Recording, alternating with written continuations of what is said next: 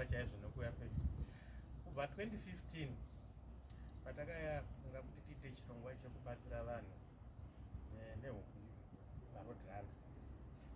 Shuro yedu yanga iri kuti tikwanise kukura kusvika pakukombitawo open for shelf space mumasupermarket nemabroilers. Saka kwatiri chito chapanapa hatisi kuchitora lightly. Milestone yatatoachievha is very significant in our endeavors to commercialize free range Zimbabwe. Hatisi kungoti tiri kupa vana vechikoro chete, asi vana vacho vachibva kuchikoro vanosvika kumboti tahwina project yekuita huku yazvakupi free range. Saka kwatiri very big milestone iyoyo. Zvakureva kuti guhuro kuti pane zvatiri kuita hatiri kuramba richienderera mberi.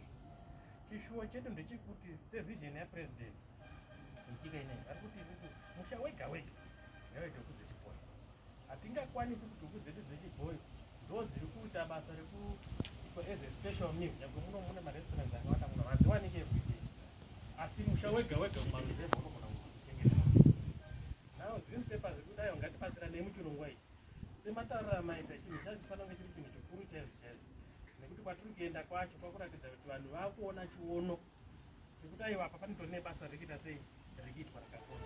Tichibvira pakutanga kuremekedza kwatakaitwa nehurumende kuti entrasta kundidza program yereZimbabwe poultry scheme.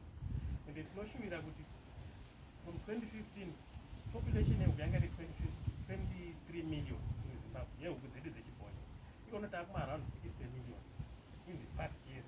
Asi tikuzvira tikono taatova nemaproduction system. We are now producing around 40,000 chicks every week. Chinoti kune kwataakuenda kwatinokwanisa kusvika. Ende nekuda kwerutsigiro rwenyu kuti shambadzo vanhu vachaona kuti kune chiri kuitika munyika yedu. Tinotenda chaizvo nerutsigiro rwenyu. Tinoshuvira marriage yedu irambe ikure zvakanaka.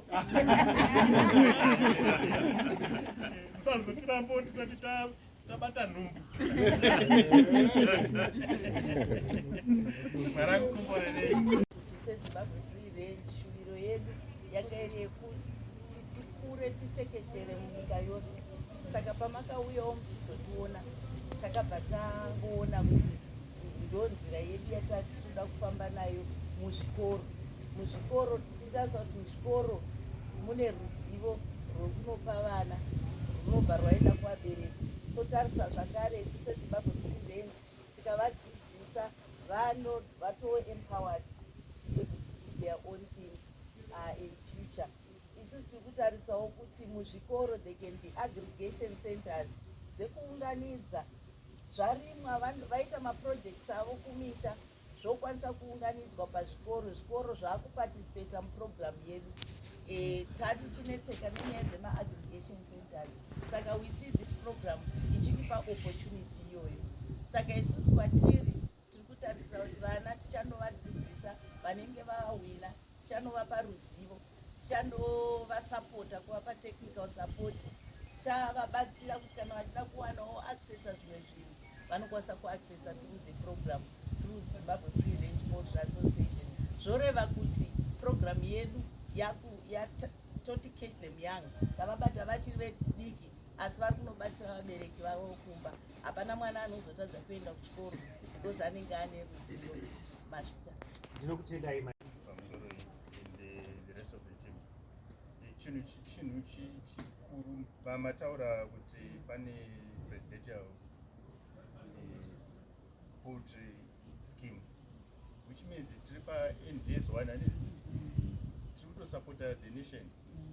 Pamusoro pekusupporta the nation, chimwe chamunoda kutaura chacho matiri munobvisa vana vano but munoziva kuti mapensions muZimbabwe ari kunetsa. This is the pension.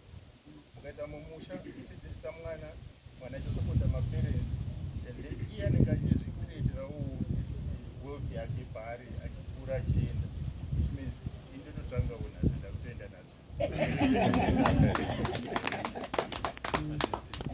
Partnership yakadai chinhu chikuru chacho chinokosha because tinotora organization two anenge achiita kubatana kuti vakudze zvavanoita zvese. Nyika yese isusu tiri pese pese pamunoda pese throughout the country. Tine macenters, tine 10 offices in the 10 provinces, which makes it even easier. Tokwanisa kutoti kana mukati alright takubva palevel yekupa zvikoro toda kuti tiindewo further than that because pakuenda dzakawanda tinenge tichiendesawo tongoitawo totarisa kusai mai mitoka kubatsira vanhu because that's how we grow. But this is an important occasion kuti tabatana seorganization ngatiindise pane imwe level kudarika iyi yatiri kufunda pakusaina kwacho kwenext one kana president because this supports the 2030 and tinenge tatova imwe level kuti hatichasainiri panapa tinenge tichidawo kutacho